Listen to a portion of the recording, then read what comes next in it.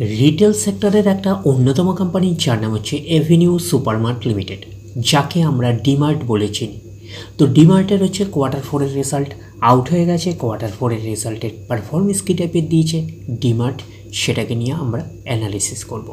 তার আগে আমরা কোম্পানিটার হচ্ছে চার্ট প্যাটার্নটাকে নিয়ে অ্যানালিসিস করব, দেখবো যে শেয়ার হোল্ডারদের কতটা রিটার্ন জেনারেট করেছে বা ওয়েলথ ক্রিয়েট করে দিয়েছে, সেটাকে নিয়ে আগে আমরা ফার্স্ট অ্যানালিসিস করব। আফটার দ্যাট হচ্ছে আমরা কোম্পানিটার হচ্ছে কোয়ার্টার 4-এর রেজাল্টের পারফরমেন্স কী টাইপের দিয়েছে সেটাকে নিয়ে অ্যানালিসিস করব। তো কোম্পানিটা হচ্ছে রিটেল সেক্টরের কিন্তু লিডার কোম্পানি, এবং কোম্পানিটা এখন ট্রেড করছে 4,618 টাকা 45 পয়সায় এখন ট্রেড করছে। আমরা যদি চলে যাই কোম্পানিটার মার্কেট ক্যাপিটালাইজ, কোম্পানিটার মার্কেট ক্যাপিটালাইজ হচ্ছে অ্যাপ্রক্স 3 লাখ কোটি টাকার মার্কেট ক্যাপিটালাইজ। অর্থাৎ এই কোম্পানিটাকে আমরা ব্লু চিপ লার্জ ক্যাপ টাইপের কোম্পানি হিসাবে কনসিডার করতেই পারি। তো কোম্পানিটার একদিনের পারফরমেন্স দিয়েছে 0.5% মতন পজিটিভ রিটার্ন জেনারেট করেছে একদিনে। 5 দিনের পারফরমেন্স করেছে 1% মতন নেগেটিভ রিটার্ন জেনারেট করেছে 5 দিনে। 1 মাসের পারফরমেন্স দিয়েছে একটা ফ্ল্যাটিস টাইপের পারফরমেন্স করেছে 1 মাসে। 6 মাসের পারফরমেন্স দিয়েছে কত 27% মতন পজিটিভ রিটার্ন জেনারেট করেছে 6 মাসে। 1 জানুয়ারি থেকে পারফরমেন্স দিয়েছে কত 14% মতন পজিটিভ রিটার্ন জেনারেট করেছে 1 জানুয়ারি থেকে।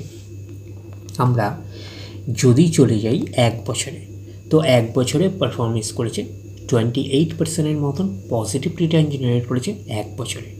তো ন্যাচারাল ব্যাপার, আমরা জানি যে শর্ট টার্মে সেভাবে ওয়েলথ ক্রিয়েট হয় না স্টক মার্কেট থেকে। যত লং খেলবে স্টক মার্কেটে তত হচ্ছে ওয়েলথ ক্রিয়েট হয়।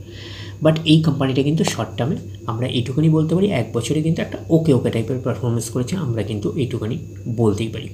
তো এখন দেখার বিষয় কোম্পানিটা কি লং টার্মে ভালো পারফরমেন্স করেছে, লং টার্মে কি শেয়ার হোল্ডারদের ওয়েলথ ক্রিয়েট করে দিয়েছে, সেটাই কিন্তু এখন আমাদের দেখার বিষয়। তাহলে আমরা চলে যাচ্ছি 5 বছরের চার্ট প্যাটার্নে। 5 বছরে পারফরমেন্স করেছে কত 269%-এর মতন কিন্তু পজিটিভ রিটার্ন জেনারেট করেছে 5 বছরে। তো 100% মানে ইনভেস্টমেন্ট ডাবল। তো ইনভেস্টমেন্টকে আমরা এইটুকুনি বলতে পারি 3.5 গুণের কিন্তু অনেকটাই বেশি করে দিয়েছে 5 বছরে। তো সেই হিসাবে কিন্তু একটা ডিসেন্ট টাইপের পারফরমেন্স করেছে, আমরা এইটুকুনি বলতেই পারি। তো ব্লু চিপ লার্জ ক্যাপ টাইপের কোম্পানিগুলোর মূল টার্গেট হচ্ছে 5 বছরে ইনভেস্টমেন্টকে ডাবল করা। বাট এই কোম্পানিটা কিন্তু 5 বছরে আমরা বলতে পারি ইনভেস্টমেন্টকে কিন্তু 3.5 গুণের কিন্তু অনেকটাই বেশি করে দিয়েছে। তো সেই হিসাবে একটা ডিসেন্ট টাইপের পারফরমেন্স করেছে, আমরা এইটুকুনি বলতেই পারি। এবারে আমরা চলে যাব ম্যাক্সিমাম চার্ট প্যাটার্নে। ম্যাক্সিমাম চার্ট প্যাটার্ন হিসাবে পারফরমেন্স করেছে 649%-এর মতন পজিটিভ রিটার্ন জেনারেট করেছে অল টাইম বা ম্যাক্সিমাম। কোম্পানিটা লিস্টেড হয়েছে কবে 2017-এ। তাহলে 2017 থেকে এখন অবধি রিটার্ন জেনারেট করেছে 649%-এর মতন পজিটিভ রিটার্ন জেনারেট করেছে অল টাইম বা ম্যাক্সিমাম। 17-এর পরে 18, 19, 20, 21, 22, 23 অ্যান্ড 24। 1, 2, 3, 4, 5, 6, 7। তার মানে কোম্পানিটা হচ্ছে 7 বছর হয়েছে লিস্টেড হয়েছে। তার মানে বেশি দিনের ডেটা বা হিস্ট্রি অ্যাভেলেবেল না, শুধুমাত্র 7 বছরের ডেটা হিস্ট্রি অ্যাভেলেবেল। তো সেই কারণে ম্যাক্সিমাম চার্ট প্যাটার্নটাকে এখনও অবধি আমরা ডিসেন্ট হিসাবে কনসিডার করতে পারছি না। বাট এইটুকুনি বলতে পারি যে 7 বছরের পারফরমেন্স হিসাবে কিন্তু একটা ডিসেন্ট টাইপের পারফরমেন্স করেছে, আমরা এইটুকুনি বলতেই পারি। এবং কোম্পানিটা কিন্তু ফান্ডামেন্টাল একটা সাউন্ড কোম্পানি। তো এইবারে আমাদের দেখার বিষয় কোম্পানিটার কোয়ার্টার 4-এর রেজাল্টের পারফরমেন্স কী টাইপের দিয়েছে। তাহলে আমরা চলে যাচ্ছি কোম্পানিটার কোয়ার্টার 4-এর রেজাল্টে। আমরা চলে আসলাম কোম্পানিটার হচ্ছে কোয়ার্টার 4-এর রেজাল্টে। আগে আমরা আমরা দেখে নেব যে সিকোয়েন্সগুলো ঠিকঠাকভাবে সাজানো রয়েছে নাকি, এটাকে আগে আমরা দেখে নেব। এটা হচ্ছে এই কোয়ার্টার, মিনস হচ্ছে কোয়ার্টার 4, এটা হচ্ছে প্রিভিয়াস কোয়ার্টার, আর এটা হচ্ছে 1 বছর আগে। তাহলে আমরা বলবো সিকোয়েন্সগুলো ঠিকঠাকভাবে সাজানো রয়েছে। এইবারে আমরা দেখে নিই অ্যামাউন্টগুলো কিসে দিয়েছে। অ্যামাউন্টগুলো কিন্তু কাটার্সে দিয়েছে অ্যামাউন্টগুলো। এইবারে আমরা চলে যাব কোম্পানিটার টোটাল ইনকামে। তো টোটাল ইনকামে যাওয়ার আগে আমরা একটু অ্যাডজাস্ট করে নেবো, তাহলে আপনাদের কাছে ব্যাপারটা আরও ভিজিবল হবে। তো এইবারে আমরা চলে যাচ্ছি কোম্পানিটার টোটাল ইনকামে। এই কোয়ার্টার মিস হচ্ছে কোয়ার্টার 4-এ কত আছে 12,764। প্রিভিয়াস কোয়ার্টারে ছিল 13,605 এবং 1 বছর আগে ছিল 10,627। তাহলে 1 বছর আগের 10,600 27টা এখন কত হয়ে গেছে 12,764।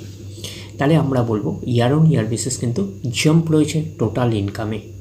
প্রিভিয়াস কোয়ার্টারে ছিল কত 13,605, সেটা হয়ে গেল এই কোয়ার্টার, মিনস হচ্ছে কোয়ার্টার 4-এ হয়ে গেল 12,764। তাহলে আমরা বলবো কোয়ার্টার অন কোয়ার্টার বেসিস কিন্তু ডাউন পারফরমেন্স করেছে টোটাল ইনকামে। তো ন্যাচারাল ব্যাপার, আমরা জানি যে ইনকাম করতে গেলে কোম্পানিকে এক্সপেন্সেস করতেই হবে। তো এখন দেখার বিষয় কোম্পানিটা ইনকাম করতে গিয়ে কতটা এক্সপেন্সেস করেছে। তাহলে আমরা চলে আসলাম টোটাল এক্সপেন্সেসে। এই কোয়ার্টার মিস হচ্ছে কোয়ার্টার 4-এ 12,001, প্রিভিয়াস কোয়ার্টারে 12,656 এবং এক বছর আগে 10,002। তাহলে এক বছর আগের 10,002টা এখন কত হয়ে গেছে 12,001। তাহলে আমরা বলবো ইয়ার অন ইয়ার বেসিস কিন্তু জাম্প রয়েছে টোটাল এক্সপেন্সেসে। প্রিভিয়াস কোয়ার্টারে ছিল কত 12,656, সেটা হয়ে গেল এই কোয়ার্টার, মিনস হচ্ছে কোয়ার্টার 4-এ হয়ে গেল কত 12,001। তাহলে আমরা বলবো কোয়ার্টার অন কোয়ার্টার বেসিস কিন্তু ডাউন পারফরমেন্স করেছে টোটাল এক্সপেন্সেসে। তো এইবারে আমরা বের করব কি, এইবারে আমরা বের করবো হচ্ছে অপারেটিং প্রফিট। কী করে বের করব, টোটাল ইনকাম থেকে টোটাল এক্সপেন্সেস আমরা বাদ দেব, বাদ দিলে যেটা পড়ে থাকবে সেটা হচ্ছে অপারেটিং প্রফিট। টোটাল ইনকাম পেয়ে গেছি, টোটাল এক্সপেন্সেস পেয়ে গেছি, টোটাল ইনকাম থেকে টোটাল এক্সপেন্সেস বাদ দিলে পড়ে থাকছে অপারেটিং প্রফিট। অর্থাৎ আপনারা বলতে পারেন প্রফিট বিফোর ট্যাক্স। তাহলে পাচ্ছি কি, এই কোয়ার্টার মিনস হচ্ছে কোয়ার্টার 4-এ 763, প্রিভিয়াস কোয়ার্টারে ছিল 948 এবং এক বছর আগে ছিল 624। তাহলে এক বছর আগের 624টা এখন কত হয়ে গেছে 763। তাহলে আমরা বলবো ইয়ার অন ইয়ার বেসিস কিন্তু জাম্প রয়েছে অপারেটিং প্রফিটে। প্রিভিয়াস কোয়ার্টারে ছিল কত 948, সেটা হয়ে গেল এই কোয়ার্টার, মিনস হচ্ছে কোয়ার্টার 4-এ হয়ে গেল 763। তাহলে আমরা বলবো কোয়ার্টার অন কোয়ার্টার বেসিস কিন্তু ডাউন পারফরমেন্স করেছে অপারেটিং প্রফিটে। তো অপারেটিং প্রফিটটাই নিশ্চয়ই কোম্পানির মেন প্রফিট নয়। তারপরে কী করতে হবে, গভর্নমেন্টকে ট্যাক্স পে করতে হবে। গভর্নমেন্টকে ট্যাক্স পে করার পরে কোম্পানির কাছে যেটা পড়ে থাকবে সেটা কোম্পানির ফাইনাল প্রফিট বা নেট প্রফিট হিসাবে আমরা কনসিডার করতেই পারি। তাহলে আমরা পাচ্ছি কি নেট প্রফিট আফটার ট্যাক্স, এটাকেই আমরা নেট প্রফিট বলতে পারি, এটাকেই আমরা ফাইনাল প্রফিট বলতে পারি। তাহলে পাচ্ছি কি, এই কোয়ার্টার মিনস হচ্ছে কোয়ার্টার 4-এ 563, প্রিভিয়াস কোয়ার্টারে ছিল 690 এবং এক বছর আগে ছিল 460। তাহলে এক বছর আগে 460টা এখন কত হয়ে গেছে 563। তাহলে আমরা বলবো ইয়ার অন ইয়ার বেসিস কিন্তু জাম্প রয়েছে নেট প্রফিটে। প্রিভিয়াস কোয়ার্টারে ছিল কত 690, সেটা হয়ে গেল এই কোয়ার্টার, মিস হচ্ছে কোয়ার্টার 4-এ হয়ে গেল 563। তাহলে আমরা বলবো কোয়ার্টার অন কোয়ার্টার বেসিস কিন্তু ডাউন পারফরমেন্স করেছে, আমরা এইটুকুনি বলতে পারি নেট প্রফিটে। তাহলে নেট প্রফিটের ওভারঅল কনক্লুশন কী দাঁড়াচ্ছে, year on year basis jump রয়েছে but quarter on quarter basis কিন্তু ডাউন পারফরমেন্স করেছে নেট প্রফিটে। এইবারে আমরা চলে যাব কোম্পানিটার ইপিএসে অর্থাৎ আর্নিং পার শেয়ারে। তাহলে আমরা চলে আসলাম ইপিএসে অর্থাৎ আর্নিং পার শেয়ারে। এই কোয়ার্টার মিস হচ্ছে কোয়ার্টার 4-এ 8.66, প্রিভিয়াস কোয়ার্টারে ছিল কত 10.62 এবং এক বছর আগে ছিল 7.10। তাহলে এক বছর আগের 7.10টা এখন কত হয়ে গেছে 8.66। তাহলে আমরা বলবো ইয়ার অন ইয়ার বেসিস কিন্তু জাম্প রয়েছে ইপিএসে অর্থাৎ আর্নিং পার শেয়ারে। প্রিভিয়াস কোয়ার্টারে ছিল কত 10.62, সেটা হয়ে গেল এই কোয়ার্টার, মিস হচ্ছে কোয়ার্টার 4-এ হয়ে গেল 8.66। তাহলে আমরা বলবো কোয়ার্টার অন কোয়ার্টার বেসিস কিন্তু ডাউন পারফরমেন্স করেছে ইপিএসে অর্থাৎ আর্নিং পার শেয়ারে। তো ন্যাচারাল ব্যাপার, আমরা জানি যে নেট প্রফিটের রিফ্লেকশানটা ইপিএসে পাই, তো নেট প্রফিটের রিফ্লেকশানটা আমরা ইপিএসে পেয়েছি। তো ওভারঅল কনক্লুশন কী দাঁড়ালো, ওভারঅল কনক্লুশনে আমরা বলতে পারবো যে ডিমার্টের হচ্ছে কোয়ার্টার 4-এর রেজাল্ট হচ্ছে ওকে ওকে টাইপের একটা পারফরমেন্স করেছে, আমরা কিন্তু এইটুকুনি বলতেই পারি।